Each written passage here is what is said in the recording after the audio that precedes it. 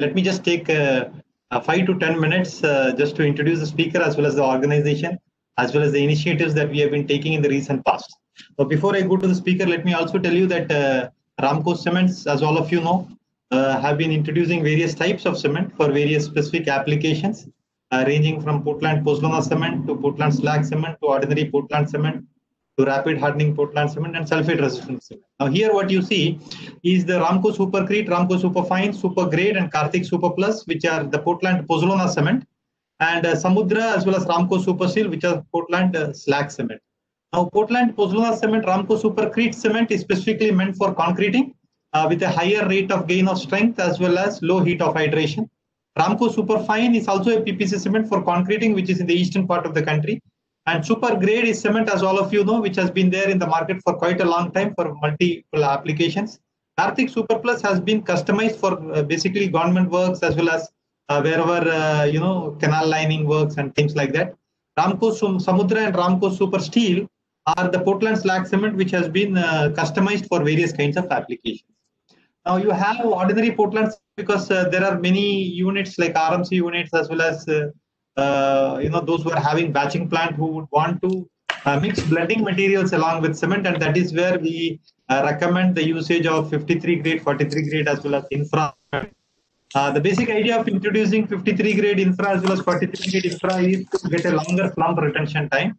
Especially those who desire to have a longer slump retention time in city works where concrete is being transported over longer distances. Then we have the Ramco Superfast for all kind of precast applications, and Super Coast Cement, which is a sulfate resistant Portland cement for areas where there is a high concentration of sulfates. And apart from that, we have a dry mix range of products: the Ramco Tile Fix, Super Plaster, Self Curing Plaster, Tile Grout, Superfine, and Block Fix, which is basically meant only for non-structural applications, like say for example plastering or for sticking tiles onto the walls or for fixing blocks. And all this has been made possible because of our extensive research and works that we have done at Ramco Research Development Center.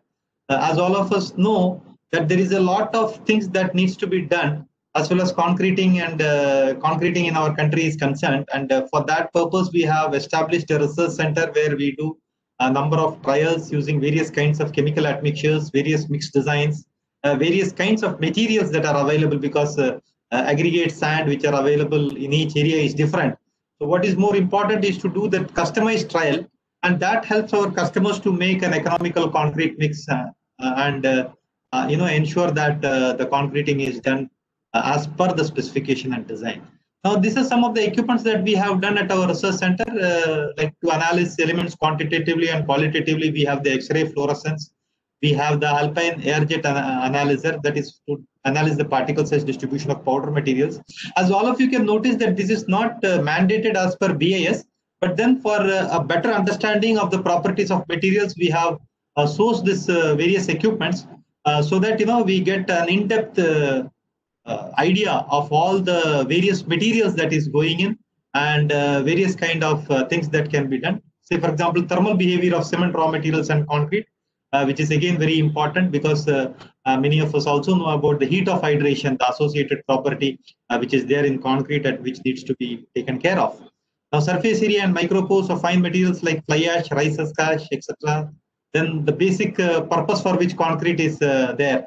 Concrete is there for high compressive strength, and we combine it with steel to get a higher tensile strength, and that is where concrete and steel go hand in hand and combine together to make a durable concrete structure. So these are the equipments that we have got for testing the basic parameters of concrete. Of course, the durability of concrete also needs to be checked. Like say, for example, the rapid chloride penetration test, which checks the permeability of concrete and the long-term durability, and various kinds of microscopes for studying the optical properties, as well as to observe the orientation and stereoscopic view of minerals. So these are the various kind of equipments that we have got at Research Center. And another equipment for testing the durability of concrete, as all of us know, is as per DIN standards, the water permeability test, which measures the durability of concrete according to the penetration of water into the concrete specimen. And we have been getting a lot of awards. One of the major awards is the 4 Leaves Award for the introduction of latest technology for better energy efficiency and for utilization of blending materials. Some of our customers, Larsen & Toubro, ITD Cementation, institutions like Metro Projects, projects in the eastern part of the country. So you can find the concrete in different exposure conditions, different specifications, different structures. So all this has to be customized. So the basic idea is that the customers must understand the properties of concrete before going in for selecting the type of cement. That is very essential, because without that, we may not be able to, get the right type of cement as well as fulfill the properties of concrete. So today we have speaker Dr. Mahendra Kumar Madhavan, who is Associate Professor, Department of Civil Engineering at IIT Hyderabad. And he has completed his BE in Civil Engineering from Anna University, ME in Civil Engineering from National University of Singapore, PhD Civil Engineering from University of Alabama at Birmingham, and he is a registered professional engineer from state of Alabama. He's a professional member of various professional bodies such as American Society of Civil Engineers, Structural Stability Research Council, Phi Beta Delta Honor Society for International Scholars, Engineering Honor Society, and Chi Epsilon Phi Civil Engineering Honor Society. He is a voting member of the ASCE Structural Engineering Institute, Technical Administrative Committee on Metals, and published 39 international journals in construction steel research, Journal of Structural Engineering, Journal of Composite for Construction, etc. His research areas include affordable housing using light gauge steel structure, geometric imperfection studies in cold form steel, structural design of cold form steel wall panels, retrofitting of steel structures, connections, behavior of high strength steel sections, composite construction, cyclone resistant structures, and various other relating to structural steel sections. So that is a whole lot of studies relating to structural engineering, and we are very happy to have you, sir, and having taken off your time from your busy schedule, because I'm sure that you would be having number of engagement as far as online classes is concerned. But in spite of that, you've taken your time to share your knowledge with the construction professionals who have logged in from various parts of the country. And some of them are also even budding civil engineers. Okay. So over to you for your presentation, and thank you so much. Thank you, sir.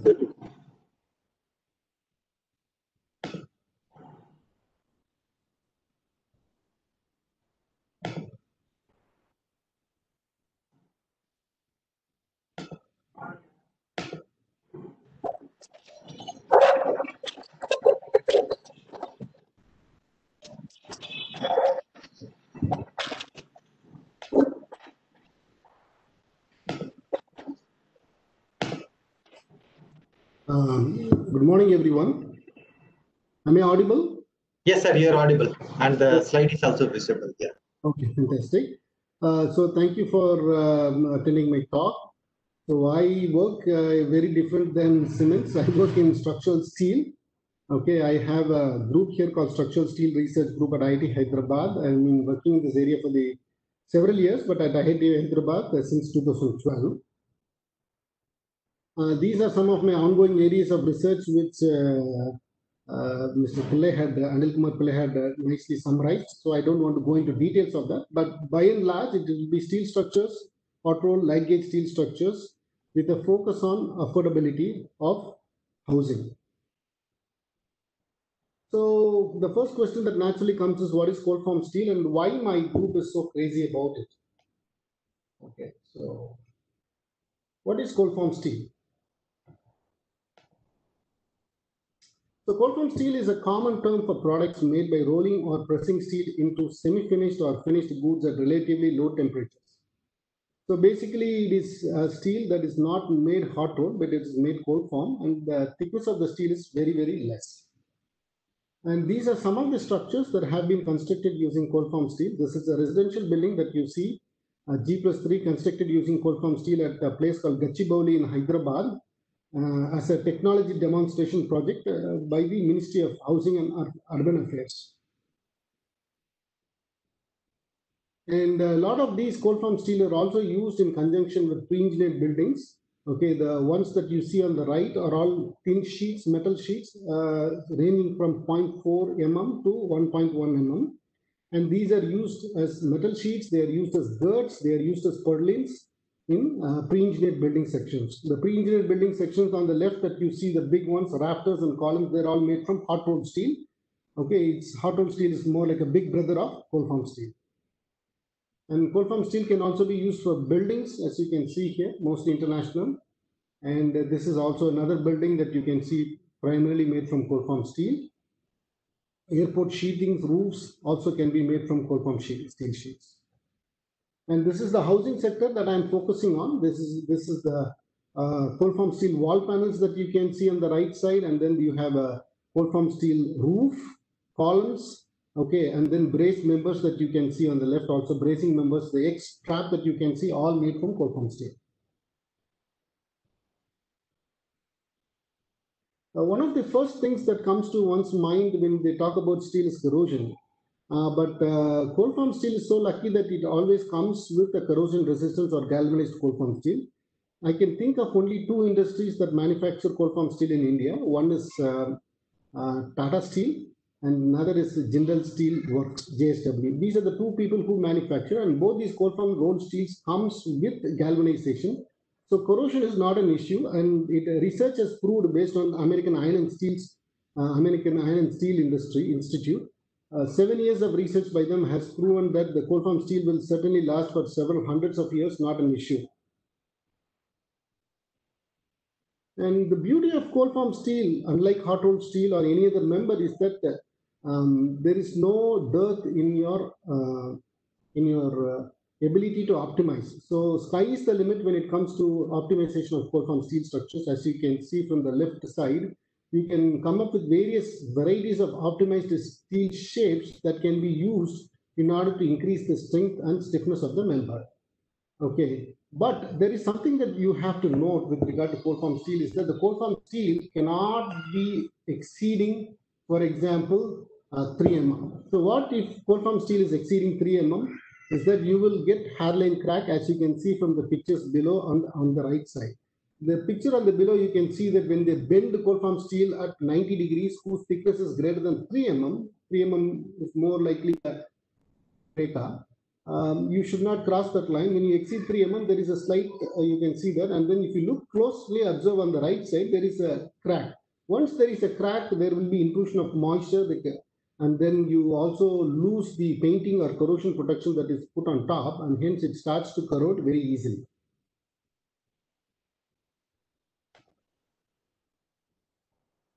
But cold form steel can be used as a structural member in building. The point here is that I'm going to talk about the importance of sheathing that is going to be attached with cold form steel design in the ability to provide structural strength. So what you see on the right side of the picture is a cold form steel building that is white in color, and then it is then on top of it you see some cement boards or silicate boards that is put here that acts as a sheathing. Sheathing is nothing but an external cover that is necessary to protect the inhabitants of the building against moisture, protection, air, and other things.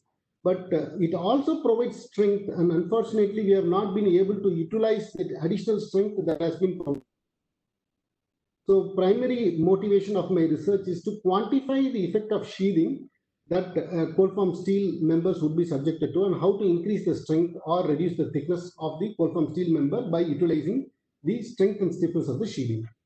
So when you talk about sheathing, you can see that this is the cold form steel wall panel actually, and then you can see three different types of steel sections. One is Z-shaped steel section on the leftmost side, and then there is a C section in the middle, and then there is a hat section. And then you also have what is known as bridging or blocking, just to make sure that it does not buckle. Okay. And then on top of it, you put a board. This board can be a cement board, which is called a sheathing board, and then you attach it by means of fasteners, or the fasteners is basically a screw. It's called self-tapping screw that is there, that you attach it. And once you attach it on both sides, then it becomes a nice wall panel. And the wall panel can be directly used for, building structures. But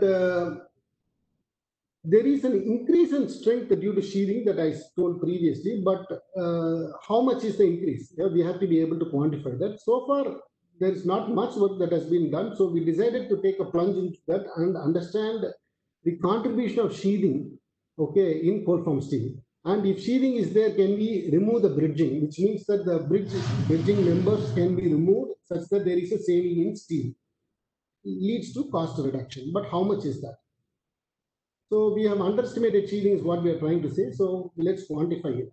But before we go into that, this wall panel will be primarily subjected to the previous slide. Wall panel will be primarily subjected to bending. But before that, we also need to understand how does a wall panel or a cold form steel member behave under axial compression. So with sheathing and without sheathing.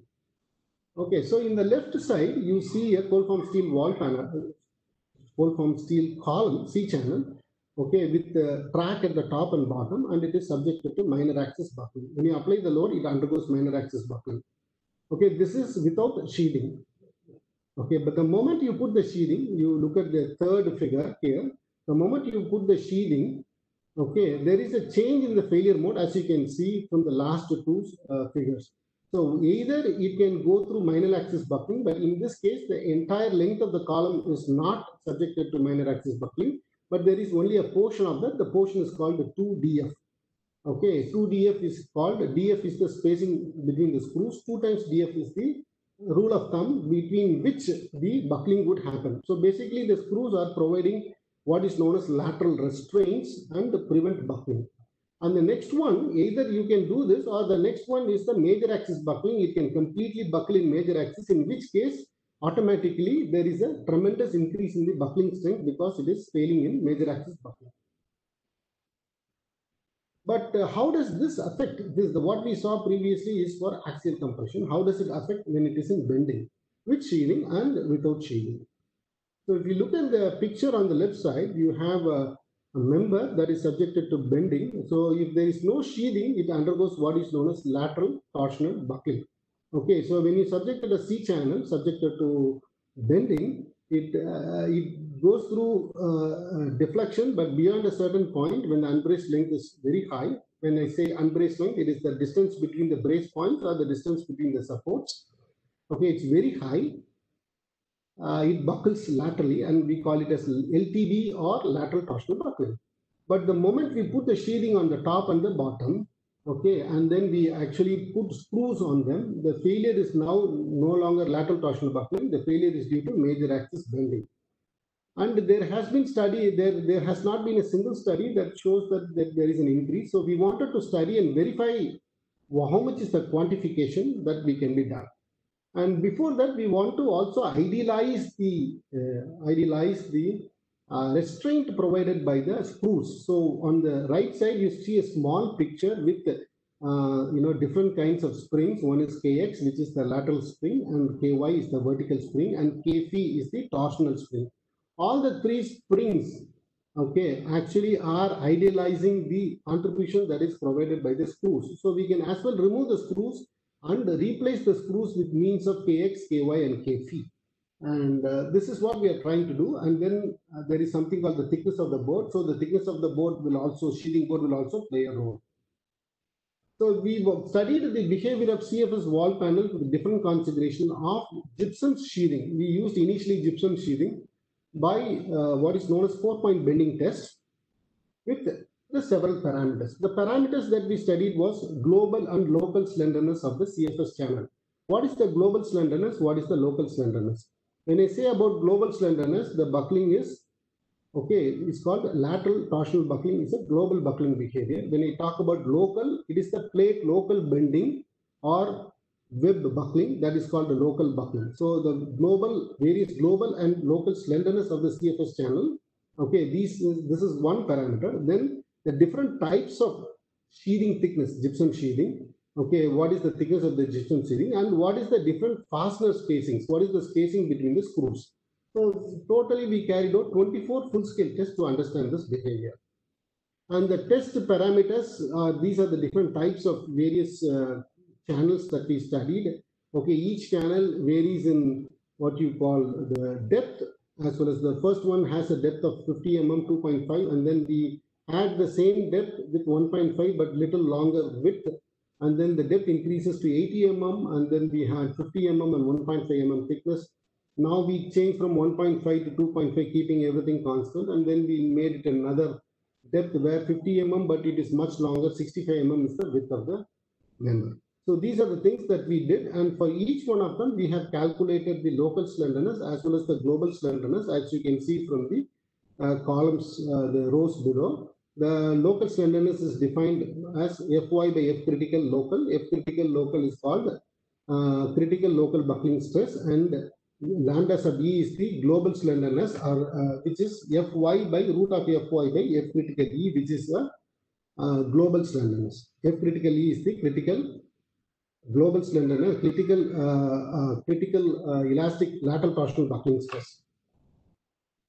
And these are the test parameters. So before we studied the effect of sheathing, we also studied the effect of that CFS stud without sheathing and what are their contributions.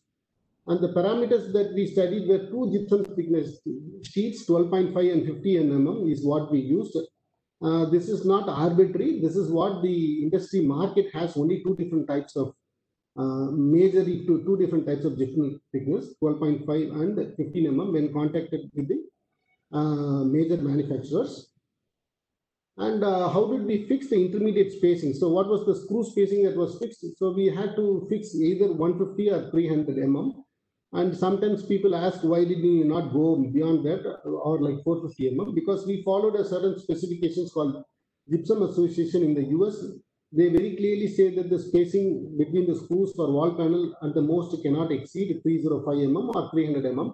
So we used the maximum one, and then we also reduced it by 50% and saw what was the difference. And we used two different gypsum boards, 12.5 mm and 15 mm. Okay, this is our experimental test setup. The length of the panel is 2.4 meters, and the test panel is a single stud panel that we use. And this is a 250 kilonewton actuator that we have at IIT Hyderabad. 250 kilonewton from MTS, fantastically working. And then we have a spreader bar, and then we had 2 point loads, okay, simulating the bending effect. And then we have support beams, and then we have stud CFS studs bottom, and then there is a gypsum sheathing at the top and the bottom. This is the actual test setup, and you can see the MTS actuator, and then we can also have the CFS stud sheathed with top and bottom. The spacing between the point loads is 800 mm, and the spacing from the end of the support to the start of the first load is 725 mm. And we used the support conditions, as you can see, simply supported conditions. And we developed a very specific end fixing, which I will show you in the next few slides. We also wanted to go innovatively and not use the regular LVDT, which is very big and sometimes actually not helps us in taking a good picture. So we went with what is known as NCDT. NCDT is non-contact displacement transducer, and it also measures the displacement of the specimen up to 300 mm. Okay, one would be surprised why we put the chains on the right side. You can see near the supports, we also put chains on the right and left. That is because we did not want, in case if there is any slip in the load application, we do not want the specimen to come out of the actual test setup. So as a safety precaution, we put chains around it. And this is our test panel specifications. You can see the nice end fixing, and then you can also see the panel tributary width, which we call WTF. And the screw dimensions are also shown here. These are the screws that were selected based on the availability in the market. I will show you a separate slide with a lot of screw configurations and why we arrived at this typical kind of screw. And this experimental setup on the right side and left side, the end fixings were actually based on the track conditions that an actual wall panel would be subjected to. So this is the track that is actual wall panel. So it is kind of fixed here at these locations. So we wanted to simulate the exact behavior of that track, wall panel track. So we used this end fixing that you see on the left side for our experimental test setup. And this is the end fixing as I demonstrated. It's a unique end fixture that we came up with so that we can quickly do a lot more experiments. And after a lot of thought process, we came up with this kind of end fixings. And you can, on the right, you can see how the cold form steel actually is embedded between two boards at the top and the bottom, and the chain around it is put as a safety measure. And we also carried out a lot of tensile coupon tests because it is fundamentally important to understand the behavior of that. So we carried out 3 different coupon tests for 1.5 mm and 3 different tensile coupon tests on 2.5 mm also, and we took an average of that, as you can see from the values here, the E values, FY, FU, everything, and the test plots are also given on the right side. In addition, we also calculated the material properties of the gypsum board, okay, as you can see from the plots here. And the values of tensile modulus is in the range recommended by GA, Gypsum Association 235. So we wanted to make sure that the gypsum board that we are using is somewhat of a quality product. We bought it from a very good manufacturer, Saint Gobain, but we just wanted to make sure that whether we are doing the right thing. We carried out independent testing as well. The test results and discussions are interesting. In general, we observed that the sheathing attached changes the failure mode and increases the structural capacity, which is something that we anticipated. And the other one is that the sheathing increases the strength of the member, but its strength increase actually depends upon the sectional dimensions of the cold form steel. So how much sectional dimensions play a vital role is very, very important. The third point is the screw spacing also influences the strength of the member. Screw spacing is very, very important, and it was a major influencing factor for the strength of the member. And these are some of the test results that I can show you. You can see that the first one, okay, hold on.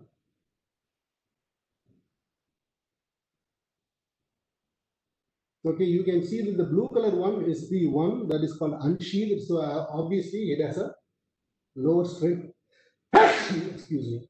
It has a lower strength, and as you increase put the sheathing, the 12.5 mm, that the 12.5 is the lower thickness of the sheathing board, and then 150 mm, which is closer spacing. And then when you go for 12.5 and 300, which is the green color one, you can see almost the same.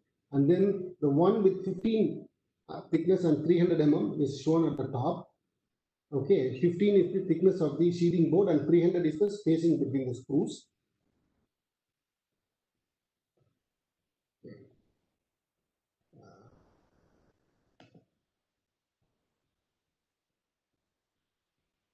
Taking a little longer time than I expected. Okay, the point here to note is that when you have a thicker sheathing and a closer spacing, you can see the blue color one, it is far higher than what is expected. So the design is actually with dotted lines here. You can see the design with sheathing as per AISI, American Iron and Steel Institute. But the moment we do the testing with a closer spacing of 150 mm and a thicker gypsum sheathing board, we can see a great increase in the strength of the member.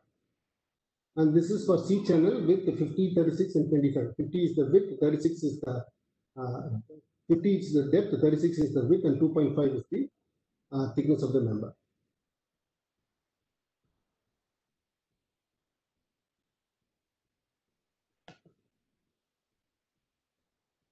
So the point is the design is conservative. We also studied about the failure of the screws. The failure of the screws is basically pull through of the screws, as you can see from this one. The screw gets pulled through. As you can see, starting from the left to every place, the screw actually gets pulled through, okay, when it is subjected to bending.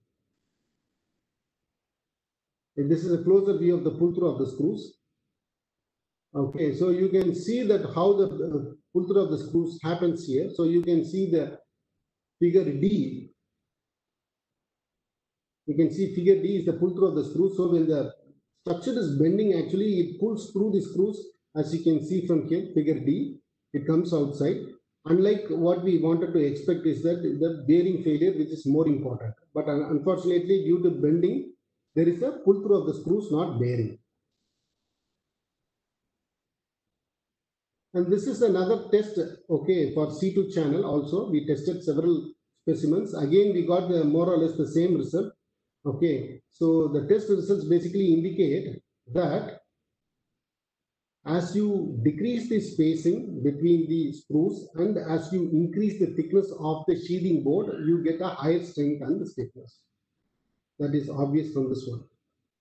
Okay, so the highest one, C2 150 clearly indicates that it has higher strength and stiffness because it is 15 mm is the gypsum board thickness and 150 is the closest spacing that we have had. And same, the design results are conservative.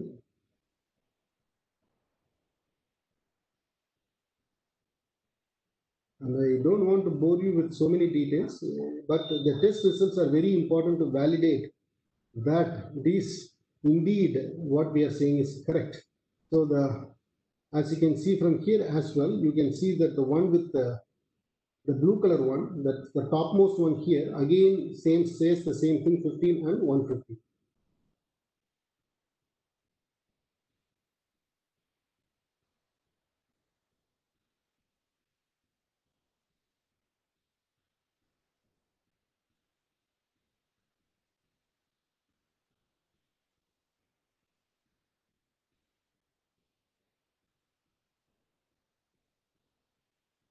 Okay, same type of behavioral thing that we noticed.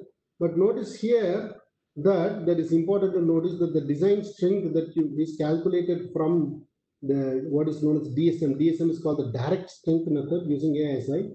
Here it is much higher. Okay, the test results are not showing. Okay, the test results are all here, but actually the design strength is much higher at the top. Okay, that is that reason I will explain you very shortly. Okay, design results are unconservative in the C4 specimens.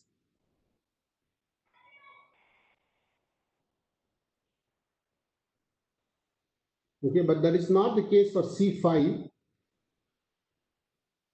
Here it behaves the same one. So C1, C2, C3, and C5 behave in more or less the same fashion, whereas C5 does not do so. So here also it says that the design results are conservative. So the test results indicate very simple. So there is a problem here.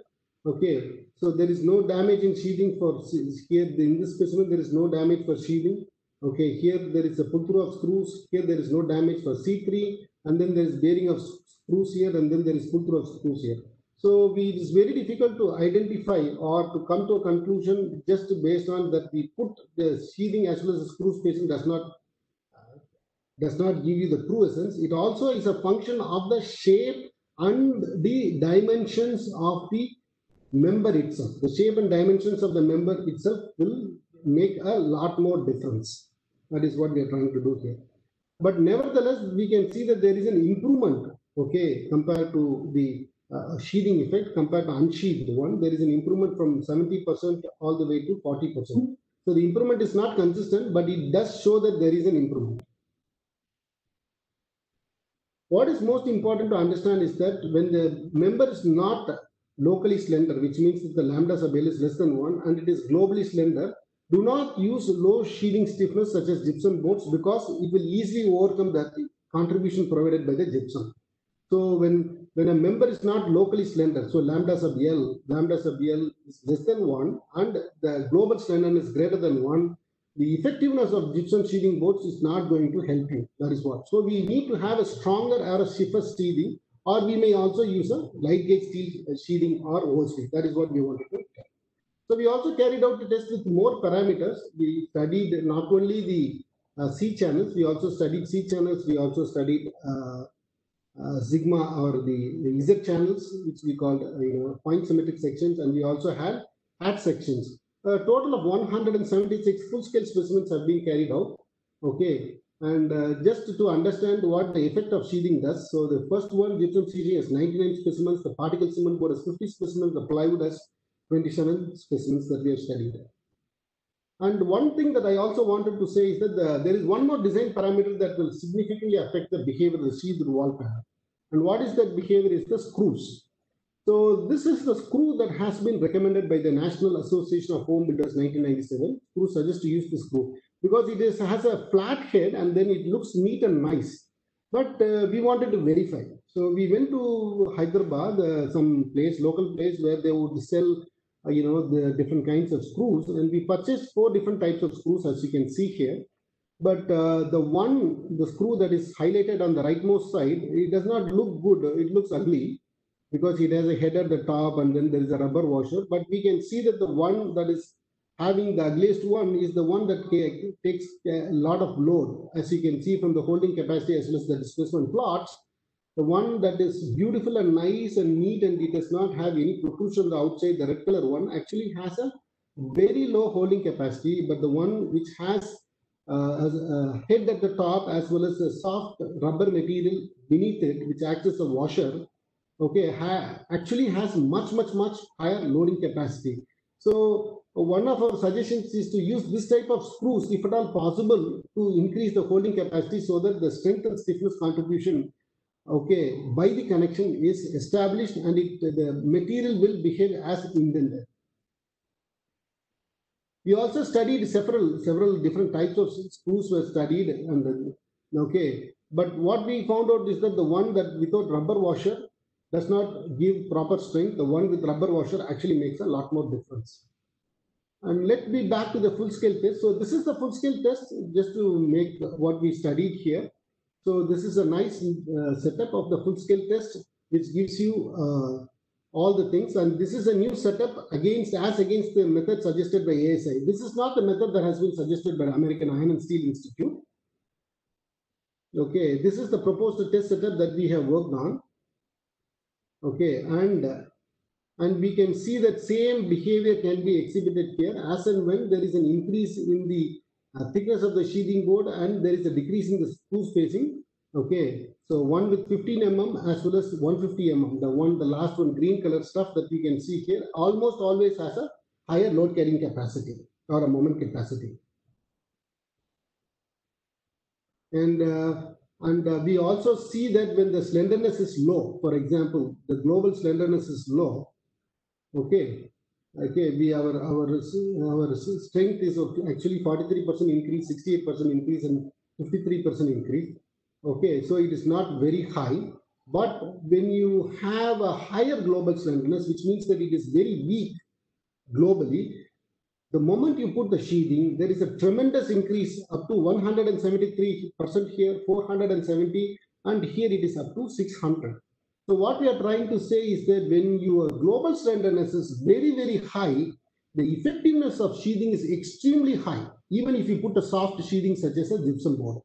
But when the global slenderness is low, which means that the member is a little bit thicker and stronger, okay, and you put a softer sheathing, it is not going to give you that much improvement in strength like 43, 68, and 53 compared to 173, 470, and 600.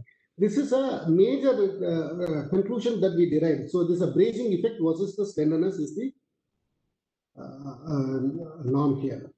So conclusions in general, the results indicate that the bracing effect of sheathing depends on the slenderness, okay, lambda sub P global slenderness and local slenderness of the CFS stud. Okay, so when you have higher global slenderness, okay, it is very effective, which is when you have higher global slenderness, which is prone to fail in LTB. And the moment you put sheathing to an unsheathed specimen, the strength increases very, very, very high. And we also see that the closer fastener spacing, 150 mm, okay, there is an increase in composite action between the sheathing and the CFS stud. Okay, so again, it reiterates the same thing. However, the fastener spacing recommended by GA7 is not suitable as they result in failure due to put-through and failure due to bearing. So we are not recommending the Gypsum Association recommendations of 300 mm, which is the maximum. So we suggest going to 150 mm. So many times when we work with cold form steel people in the field, they ask me what is the spacing between the screws. We almost always say that it has to be a spacing of 150 mm. Don't exceed 150 mm because the effectiveness of the screws are lost. Many times the screws are maybe like 1 rupee or 2 rupees, but it plays a very important role. The moment you start becoming very stingy with the screw spacing, then I think the the difficulty associated with that will the failure modes will be undesirable. So with this one, I would like to thank and a lot more work to be done, but this is just a start for us to understand the effectiveness of cold form steel sheathing in housing industry. This is mainly geared towards affordable housing for Indian citizens using alternate materials and alternate technology. And I hope the technology picks up speed. Thank you so much. And it was a very good presentation, which was entirely different because I think we need to understand the holistic perspective and especially the wall panels and what are the challenges associated with that and the testing facilities that you have got at IIT Hyderabad also. I think many of them can make use of it. And let me just see if there is.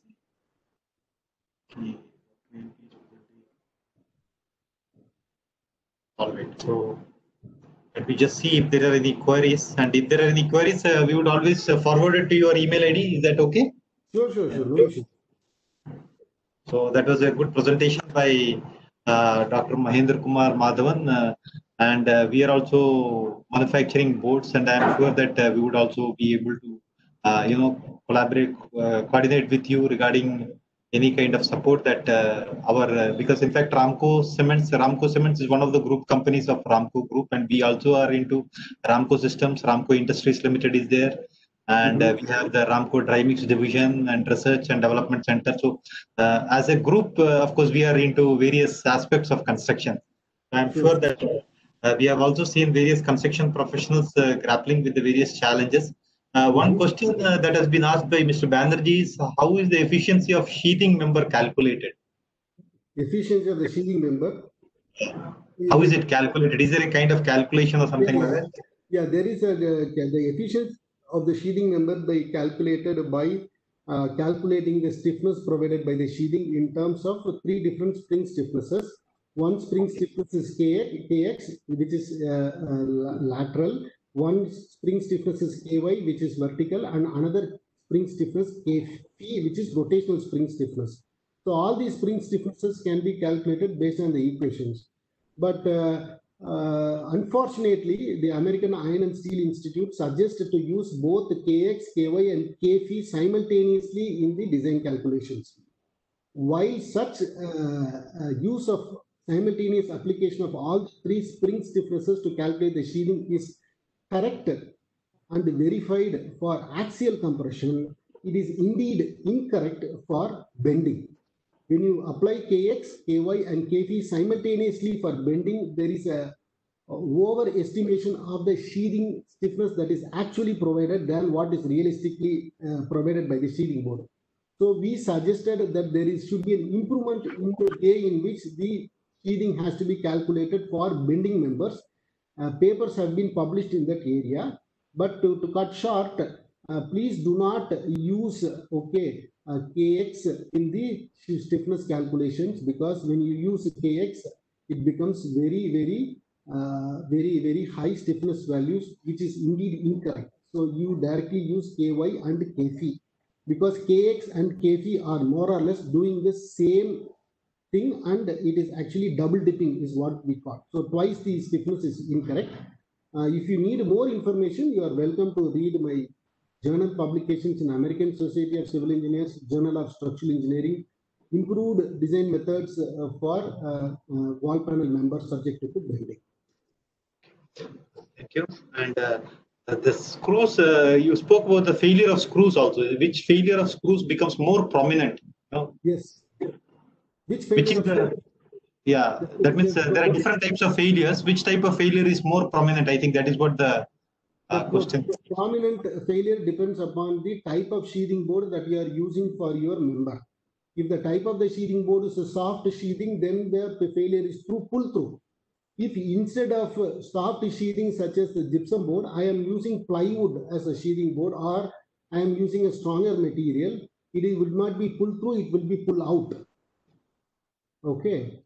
So basically, there is a twisting effect that is associated when a member is subjected to bending, and the softer sheathing will induce a pull-through failure, which means that the screw will come inside the gypsum board, because the gypsum board is nothing but a powder. It just once after it gets loosened, it will come inside. But if it is a very strong material such as a plywood, it will not come inside, rather it wants to go outside. So it means that the sheathing board actually gives a lot of strength compared. So these effects cannot be isolated. These effect of screws can be studied only in conjunction with the material that is used as sheathing. So the same screw will behave differently if it is a softer sheathing, and it will behave differently if it is a harder sheathing. I think this question you have already covered in your presentation, but still for the sake of, is there any prototype being tested for practical application? So yes, we have tested it, and we have published numerous papers in this area. You are welcome to put my name in Google, Mahendra Kumar Madhavan, IIT Hyderabad, Structural Steel Research Group. We have close to 39 publications, and majority of the publications on cold form steel sheathing members. Okay, and all these publications are listed, so you can go click the link and you can get it subscribed from American Society of Civil Engineers. Or if you want papers also, I will be glad to give. All these things are documented very well. What about the roofing material? Is there anything other than GI sheets? Roofing material we are studying, sir. It is the same thing as wall panels only. Roofing we are beginning to study. It is also a member subjected to bending, but in roofing, most likely people do not use gypsum boards. They will use what is known as the corrugated steel sheet. So we are in the process of studying that. So but the behavior is more or less the same. So thank you so much for answering the questions. And if there are any more queries, we will send it to you by email. And I think this would have been, this would generate a lot of discussions amongst them, and those who are into this field, I'm sure, they would be interested to get in touch with you. Those who are having hands on this thing, and I'm sure that this would have been very useful to the professionals who have logged in. And some of them, I'm sure that would log in at a later time because of the thing. They would either, because we would be uploading this on YouTube as well. As well as Facebook, and in case of any further queries, we'll get in touch with you. Oh, sir. So thank you so much for your presentation. In fact, tomorrow we are having again one more presentation at 11 a.m. On the topic concept of earthquake resistant design by Dr. MP Mutturaj from Coimbatore Institute of Technology. So tomorrow we would be having on earthquake resistant design, which is another area I'm sure that from the safety perspective, most of the designers need to pay attention to. Just as a side note, steel is the best material for preventing earthquakes because it offers a lot more ductility. Okay. So with those few words, let me thank the speaker, Dr. Mahendra Kumar Madhavan, for having given this presentation. And I'm sure that, these presentations of this kinds, which we had over the few months, if you have any kind of questions, of course, you can again go through the presentations. We may not be able to share with everyone the PPT slides or things like that, but you are always welcome to see the recorded version of the presentation. And based on that, many of you can interact with us. So thank you so much, Dr. Mahendra Kumar Madhavan, for having spared your time, and wishing you all the best. And thanks to all the construction professionals who have taken off time to log in. And I'm sure that this would have been useful for all the budding civil engineers who would want to find out, further area of work, because many of the civil engineers would be, budding civil engineers especially, would be stuck with the idea on what areas they should be working on. And I'm sure that talks of this kind would have opened avenues for further works. So thank you once again, and stay safe. So I sign off from today's webinar. Thank you so much. Thank you. Thank you.